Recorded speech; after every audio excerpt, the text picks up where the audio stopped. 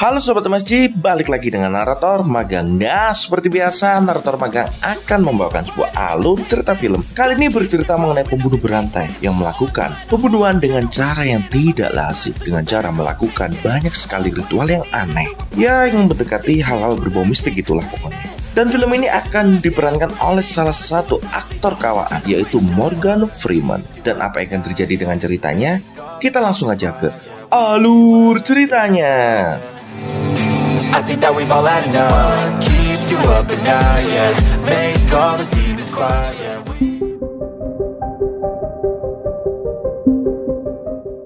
Film akan dibuka dengan seorang inspektur polisi yang bernama Marco Lavezzi yang berasal dari Roma, Italia.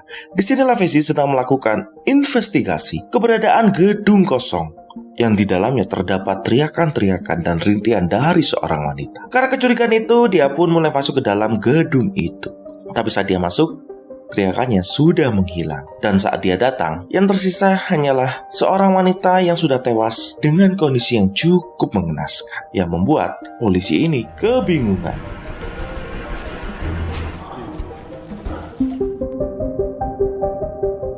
Kemudian kita akan dibawa ke Mississippi, Amerika.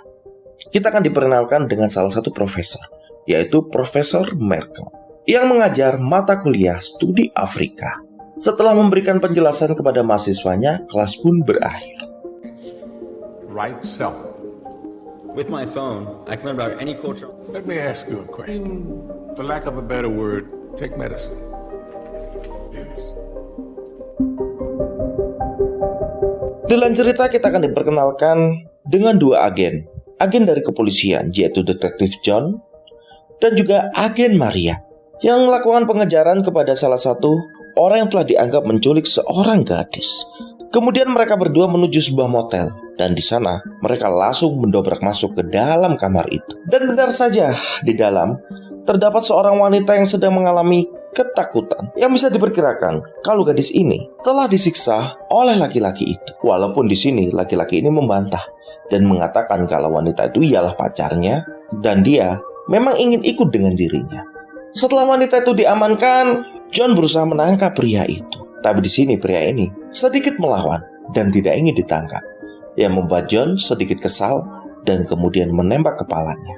Setelah itu John melihat ke arah pria itu dan duduk di sampingnya, lalu mengingat sebuah kejadian dengan seorang gadis yang duduk di tepi dermaga.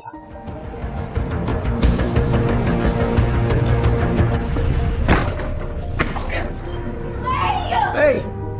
Wait with her. That's mine. Shut the fuck up. My partner's gonna get you. You wrong, man.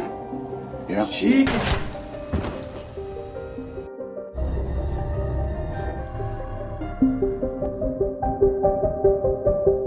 Kemudian kita akan kembali ke Roma, Italia. Kita akan diperlihatkan Inspektur Lavezzi tengah melakukan pengejaran kepada seorang pria berkulit hitam yang dianggap sebagai pelaku pembunuhan berantai. Di sini Inspektur Lavezzi tidak sendiri, dia ditemani oleh para rekannya. Tapi sayangnya pria ini begitu kuat, bahkan para polisi-polisi ini tidak sanggup untuk menangkap pria ini, dan pria ini terus berlari. Dan di saat Inspektur Lavezzi hampir saja menangkap pria itu, ternyata pria itu sanggup melawan.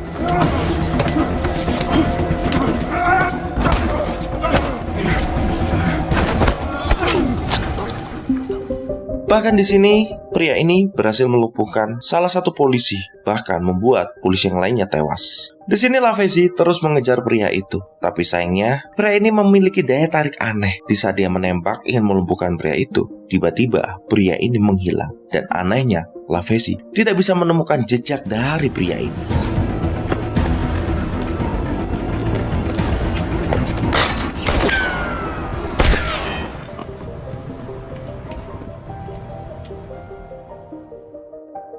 Di singkat cerita, kita akan diperlihatkan pria ini menemui seseorang yang bernama Mr. Farmer.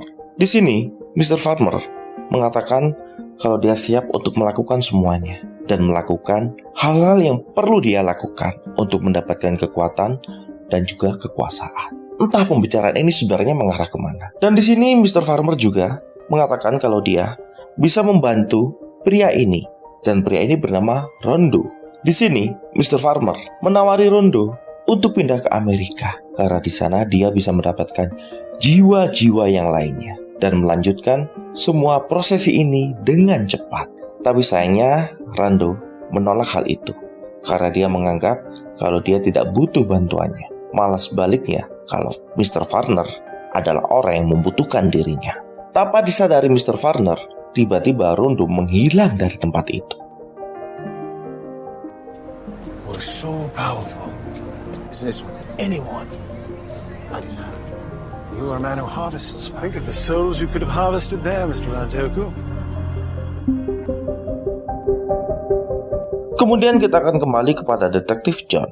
Di sini John bermimpi mengenai gadis itu, yang ternyata gadis itu ialah putrinya yang tewas tenggelam karena penyakit epilepsinya kambuh saat John tertidur waktu menjaganya. Tidak hanya itu pula, John juga mengingat kejadian di mana saat dia menghabisi salah satu pelaku penculikan itu tanpa rasa belas kasihan. Dia menyadari kalau dirinya sudah terpengaruh akibat kehilangan putrinya itu.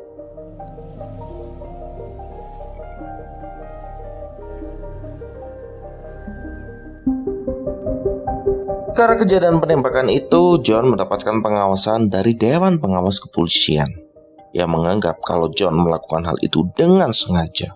Tapi dari pihak kepolisian Mississippi mengatakan kalau John melakukan itu atas dasar keterpaksaan karena pria itu melawan dan mengambil pistol milik John yang membuat John harus menembak pria itu, yang membuat pria itu langsung tewas. Tentu saja hal itu tidak langsung dipercaya oleh Dewan Pengawas. Tapi di sini dari pihak kepolisian Mississippi meyakinkan kepada Dewan Pengawas kalau dia melakukan hal itu dengan tidak sengaja. Tapi sebelum Dewan Pengawas pergi, mereka mengatakan kalau semenjak kematian putrinya, penilaian dari John dalam melakukan tindakan telah berubah.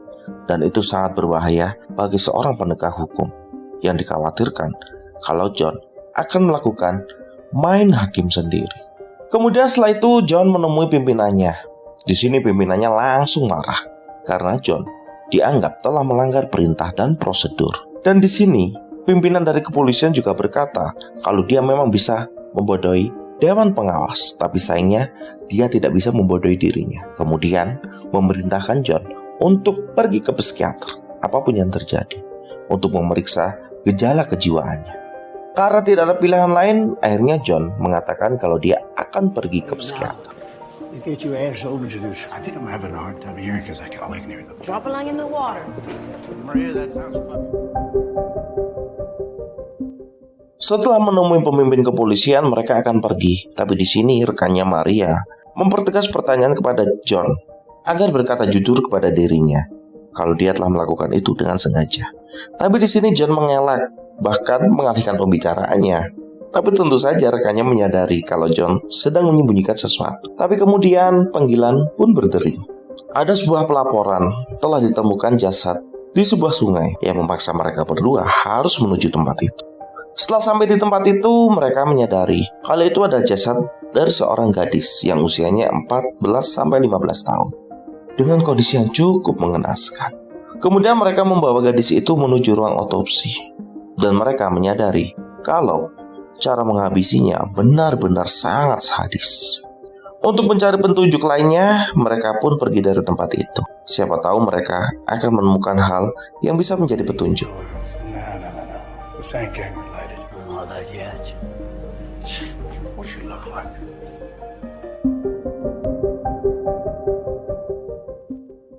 Di dalam cerita kita akan diperlihatkan sebuah mobil van yang mengawasi anak-anak yang sedang bermain bola basket. Tanpa yang mereka sadari kalau itu ada hal yang sangat berbahaya. Di saat salah satu anak pulang dari tempat itu, ternyata benar salah satu anak itu diculik oleh mobil van putih itu. Entah mau dibawa kemana. Disingkat cerita, John dan juga Maria sedang bersantai di sebuah bar. Di sini Maria mengatakan kepada John, sebaiknya John tidak perlu menangani kasus ini, apalagi setelah kematian putrinya. Karena setelah melihat jasad dari gadis berusia 14 atau 15 tahun itu sangat mempengaruhi kejiwaan dari John, yang dikhawatirkan John akan melakukan hal yang tidak. I'm just gonna be your friend. Thank you.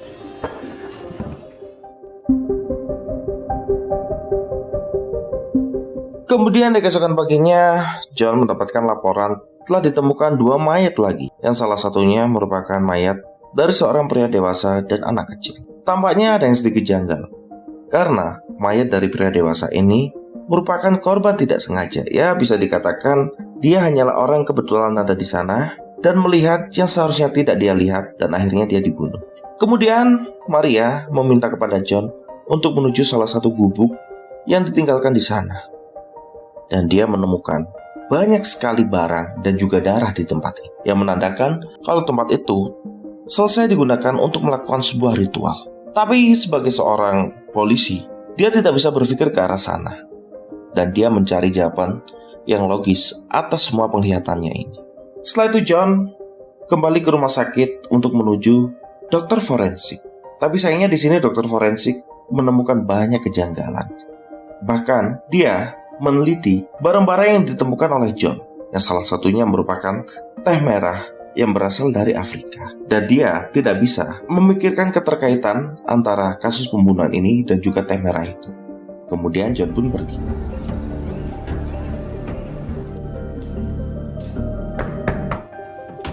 You Dr. Michaels?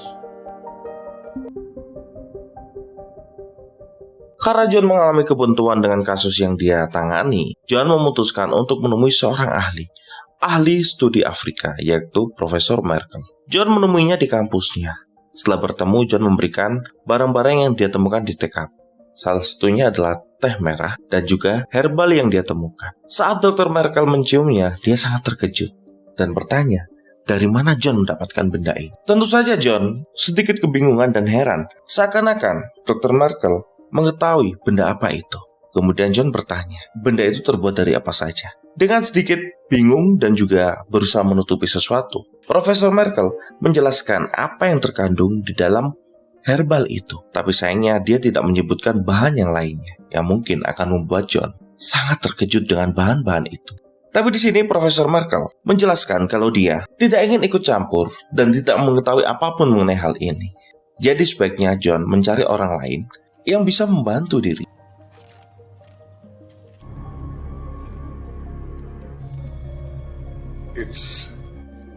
I'm sorry. I hate your time, sir.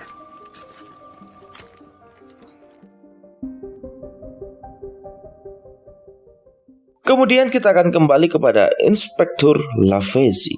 Yang di sini Inspektur Lavezzi mencari tahu siapakah pria itu dengan mencari kepada kenalannya seorang pria Afrika. Di sini dia bertanya dan memperlihatkan sebuah foto dari pria itu. Kemudian pria itu menjawab kalau dia merupakan Sagoma, atau bisa diartikan seorang dukun. Dukun yang memiliki seorang klien yang bertujuan untuk mendapatkan kekuasaan dan juga kekayaan. Dari informasi yang dia dapat, Inspektur Lavezzi akan memberikan sebuah uang kepada pria itu, tapi pria itu menolak. Dan pria itu hanya tidak ingin dilibatkan, lalu mengatakan kalau sebaiknya kau berhati-hati. Bila dia ingin menemuimu, maka dia akan mendatangi. He works for clients. He could be coming for you.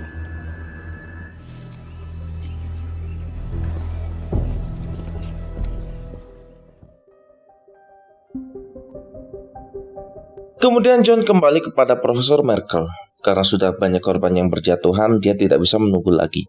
Dia memohon dengan sangat kepada Profesor Merkel agar mau membantunya. Tapi di sini Profesor Merkel menolaknya dan mengatakan kalau dia tidak ingin ikut campur. Tapi sayangnya di sini John terus memaksa. Dari raut wajah Profesor Merkel terlihat Profesor Merkel tampak ketakutan. Dari sinilah John berpikir kalau Profesor Merkel takut akan hal itu.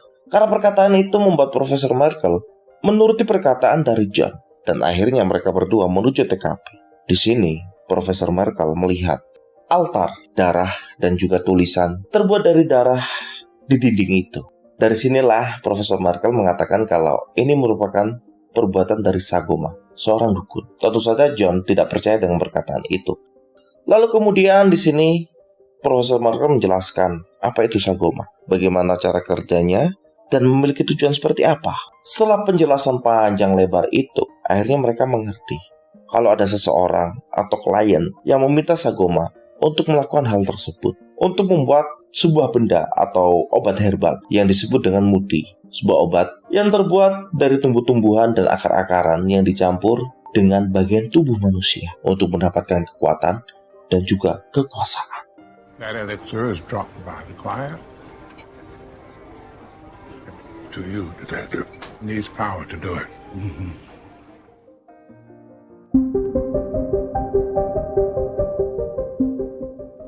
Kemudian singkat cerita, Rondoku sudah sampai di sebuah bar. Di sini dia akan mencari seorang gadis yang masih suci, cantik, dan juga cerdas. Setelah dia menemukan targetnya, Rondo langsung memantrai gadis itu, yang membuat gadis itu terpanah dan menuruti perkataannya. Tapi di lain cerita, mobil yang digunakan Rondo merupakan mobil hasil curian yang menarik perhatian para polisi yang melihat ke arah mobil itu. Di saat para polisi itu masuk ke dalam bar, Rondo langsung menghabisi kedua polisi itu dengan cepat, kemudian pergi dari tempat itu. Di lain cerita, John yang mendengarkan kalau ada rekannya yang tewas bergegas menuju tempat itu. Setelah sampai, John meminta keterangan kepada wanita ini. Setelah ciri-ciri didapatkan dan juga nama, dia langsung mencarinya. Di saat dia akan keluar, salah satu polisi mendapatkan laporan kalau ada seorang pria yang persis sekali dengan ciri-ciri yang disebutkan oleh Terry atau gadis tadi, yang berada di dalam apartemen tepat di sebelah bar itu. Dengan bergegas dan berhati-hati, John beserta teman-temannya menyisir ke arah apartemen itu. Molly, you stay here. Copy that.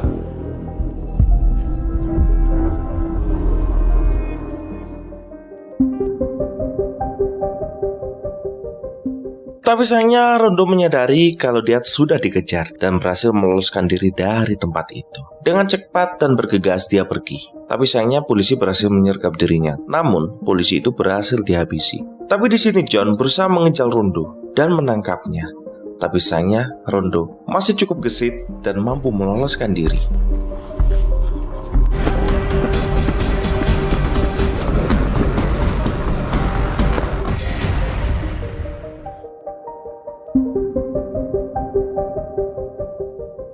Setelah upaya pengejaran itu gagal, John akan mengajak Maria pergi dari tempat itu untuk segera melakukan investigasi. Tapi sayangnya Maria di sini terluka, tepat di lehernya, yang mana Rondo menggunakan pisau yang biasa dia gunakan untuk menggorok leher dari Maria, yang membuat John menjadi sangat panik dan segera membawa Maria pergi dari tempat itu.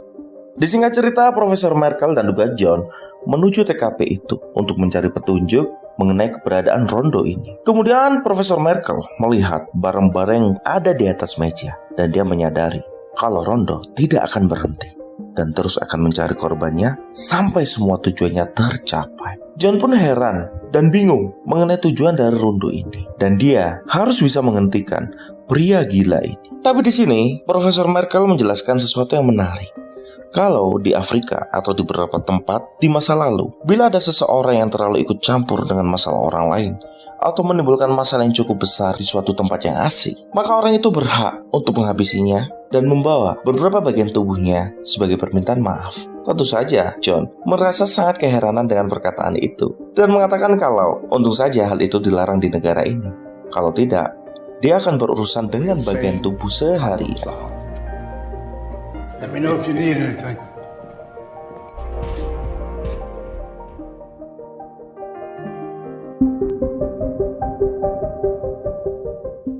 Sementara itu, Inspektur Lavezzi tampak masih mencari keberadaan di mana Rondo dan mencari petunjuk siapakah Rondo ini. Dan hal yang lebih mencengangkan, dia temukan kalau Rondo telah menghabisi beberapa anak di Tanzania dan mengambil organ tubuhnya.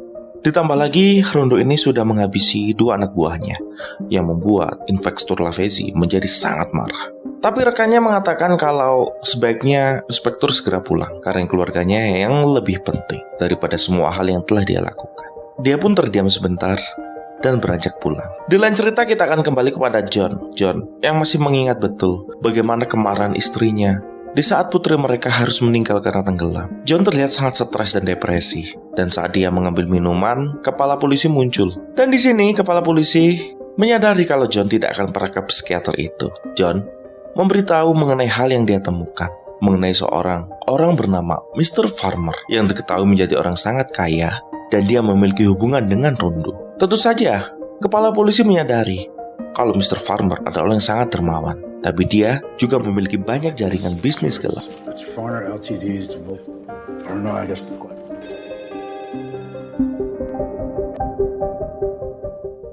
Kemudian bagian identifikasi mendapatkan sedikit informasi dari bea cukai kalau beberapa hari yang lalu ada orang yang bernama Rondoku yang masuk melalui New Orleans dan bisa dipastikan kalau ini adalah pria yang dia cari. Tapi menurut sertifikat kematiannya, Rondoku ini sudah dianggap mati di Sudan dan ditandatangani langsung oleh jenderal di sana. Jadi, Rondoku ini adalah orang yang sengaja identitasnya dihilangkan. Dari sini mulai terungkap jelas seberapa berbahaya dan pentingnya Rondoku bagi untuk sebagian orang. Kemudian, John mendapatkan sebuah kartu nama dari rekannya yang berisi nomor dari Inspektur Lavezzi. Tanpa basa-basi, John langsung menghubungi Inspektur Lavezzi dan menanyakan mengenai keberadaan Rondoku. Di sini Inspektur Lavezzi menjelaskan kalau dia juga mencari Rondoku yang telah menculik wanita-wanita di Eropa. Ditambah lagi, Rondoku juga telah menghabisi anak buahnya. Dari informasi yang dia dapat, Lavezzi memberikan sebuah nama, yaitu Shelby Farner, nama yang sama yang telah ditemukan oleh John. Di sini, Lavezzi mengatakan kalau dia bisa melihat di sebuah rekaman CCTV pertemuan antara kedua orang ini di sebuah perusahaan di Afrika Selatan. Setelah mendapatkan informasi yang sangat penting itu, John langsung menuju rumah Mr. Farner untuk mencari sebuah kebenaran atau entah apa yang akan dia lakukan. Boy, is Shelby Farner around? Yes, he is. Go get him for him, please. Kemudian John sampai di rumah Mr. Farner dan mencarinya. Selainnya tamu pada umumnya, John mengatakan keinginannya untuk bertemu dengan Mr. Farner. Kemudian Mr. Farner pun turun dan akan menemui John. Tapi tanpa peringatan, John menyergap dan juga menangkap dan menyenderkannya di sebuah dinding dan mengatakan kalau sebaiknya Mr. Farner menghentikan apapun yang ingin dia lakukan di kotanya. Kalau tidak, dia akan melakukan sesuatu yang lebih daripada ini. Awalnya Mr. Farner mengelak semua pernyataan dari John. Tapi di sini John menegaskan sekali lagi perkataan yang membuat Mr. Farner balik mengancam dan mengatakan kalau dia tidak tahu berurusan dengan siapa. Kemudian John berkata, "Bila kau ingin mencari orang yang kuat, maka carilah aku. Aku ada di sini. Aku akan meladenimu kapan saja. Bila kau akan tetap melakukan hal itu, aku akan menangkapmu, mengambil hatimu, dan memakannya." Seperti perkataan dari Profesor Merkel. Kemudian John pergi. Di lain cerita, Profesor Merkel kembali ke ruangannya. Yang lebih mengejutkan, ternyata Rondoku mengetahui kalau Profesor Merkel telah membantunya untuk mencari keberadaan dirinya.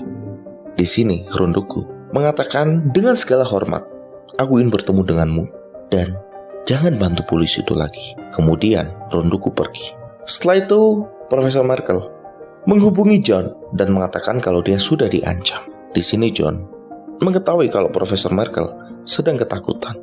Tapi sayangnya Profesor Merkel sama sekali tidak ketakutan. Dia malah sangat marah dan meminta John untuk menjemput dirinya karena ada hal yang ingin dia lakukan. I just got thread and about fuck him. There. Di lain cerita, Mr. Farner sedang bersama dengan seorang gadis kecil. Yang di sini Mr. Farner mengaku mengenal kedua orang tuanya dengan sangat baik. Dan lagi pula gadis ini juga percaya kepada Mr. Farner karena dia dikenal sangat dermawan di kota ini. Dan siapa pula yang tidak kenal dengan Mr. Farner?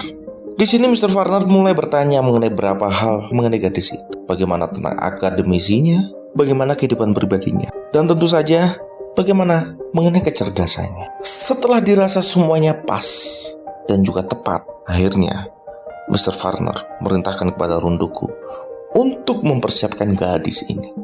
Kemudian gadis ini bertanya, dipersiapkan untuk apa? Kemudian Mr. Farner mengatakan kalau dia akan mempersiapkan sebuah kejutan. Kejutan yang sangat luar biasa. Kemudian mereka pun pergi dari tempat itu. Di lain cerita kita akan diperlihatkan John dan Profesor Merkel tengah berada di rumah kedua orang tua Kate, yang mana anaknya telah diculik. Di sini, Profesor Merkel mengatakan kepada John kalau dia ingin mencari Rondoku, sebaiknya dia mencari gedung yang berada tepat di tepi sungai, karena itu merupakan syarat dari ritualnya. Ditambah lagi, tempatnya harus sangat aman. Dan bila dia bekerja kepada Mr. Farner, seharusnya mereka akan melakukannya di properti milik Mr. Farner. Kemudian dengan bergegas John mulai mencari. Di sepanjang perjalanan, mereka masih mencari tahu di mana keberadaan gedung yang dimaksud. Sampai rekan sesama polisinya memberikan sebuah petunjuk kalau Mr. Warner memiliki banyak properti di kota itu, tapi hanya satu gedung yang berada tepat di tepi sungai. Dengan bergegas, mereka langsung pergi ke sana. Saat sampai, John langsung masuk ke dalam properti itu dan meminta kepada Profesor Merkel untuk menunggunya di mobil.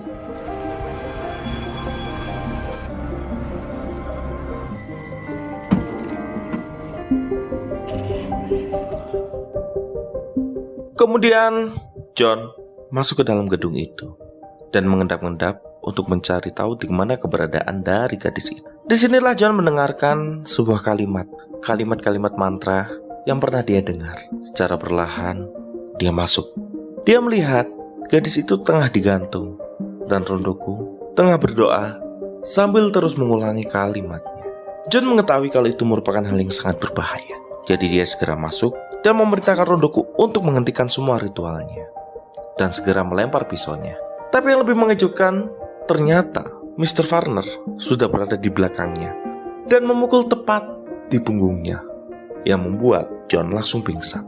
Tapi yang lebih gila lagi, ternyata Profesor Merkel sudah berada di sana dan langsung menghunuskan pisaunya tepat di leher Mr. Warner, yang membuat Mr. Warner langsung tewas seketika di tempat itu. Di sini Rondoku dan Mr. Warner berhadapan-hadapan dengan tatapan penuh kebencian dan juga kemarahan. Rondoku langsung mencekik Mr. Merkel dan mengatakan kalau sebaiknya dia memang tidak ikut campur. Tapi dengan sigap, Profesor Merkel langsung menikam kepada Rondoku yang membuat Rondoku langsung tersungkur. Disinilah Mr. Merkel langsung menghampiri gadis itu dan berusaha melepaskan. Sedangkan Rondoku ternyata berhasil selamat dan sadar, kemudian kabur dari tempat itu. Di saat semuanya selesai dan polisi pun datang, yang tersisa hanyalah John, gadis itu, dan juga jasad Mr. Warner. Tidak ada Rondoku maupun Profesor Merkel.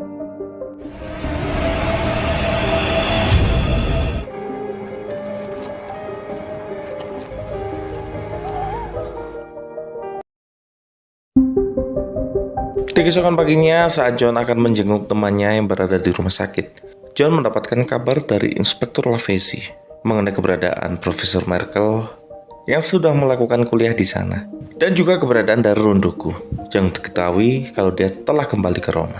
Setelah itu, John menghampiri temannya yang terbaring di ruang rawat inap. Tapi sayangnya di sana sudah tidak ada siapapun, dan John mengira kalau rekannya ini telah tewas. Dia hampir saja menangis, tapi sayangnya datang seorang dokter yang memberitahu kalau dia telah dipindahkan ke tempat lain. John pun menjadi sangat lega dan akan segera pergi dan menemui rekannya itu. Tapi di sini dokter itu berkata kalau ada seorang pria paruh baya berkulit hitam yang umurnya sekitar 70 tahunan dengan tatapan mata ramah berdoa terhadap wanita itu. Di sini pun John keheranan kenapa Profesor Merkel tidak menemui dirinya. Kemudian dokter itu berkata kalau pria itu juga mengatakan sesuatu kalimat yang sangat asing bagi dia, yaitu muti. Muti merupakan sebuah persembahan kepada orang yang memiliki dendam atau masalah kepada orang lain, dengan memberikan organ tubuhnya sebagai sarana permintaan maaf dan juga memberikan kekuatan spiritual kepada orang itu. Kemudian John pergi pulang. Di rumah, John tertidur dan mengingat kejadiannya di masa lalu. Bagaimana putrinya tenggelam tewas, dan bagaimana betapa depresinya istrinya yang memilih dibunuh diri, yang memaksa John kehilangan orang yang dia cintai. Tapi saat itu pula, bayangan istrinya muncul dan meminta maaf kepada John mengenai perbuatannya. Dan di besoknya, John menghampiri makam kedua orang yang paling dia cintai ini.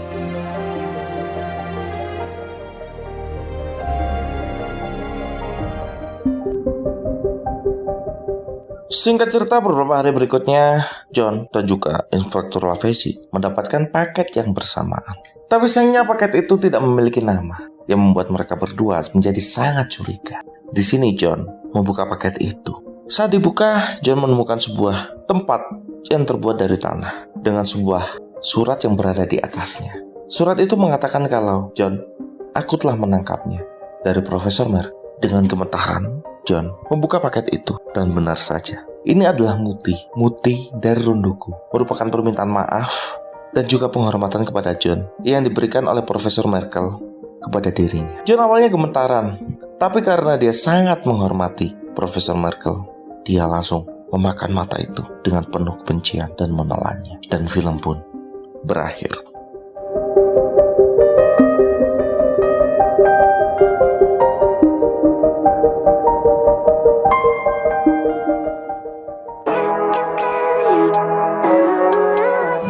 Nah, gimana alur cerita The Ritual Killer? Ya, walaupun punya ending yang cukup mengejutkan ini, tapi masih bisa dinikmati kok. Jangan lupa like, subscribe, request film juga bisa. Thank you for watching. See you next video. Ciao. But I've never seen clearer. I don't really think anyone can save me, and honestly I'm not really sure I want saving. I like to be my own worst enemy.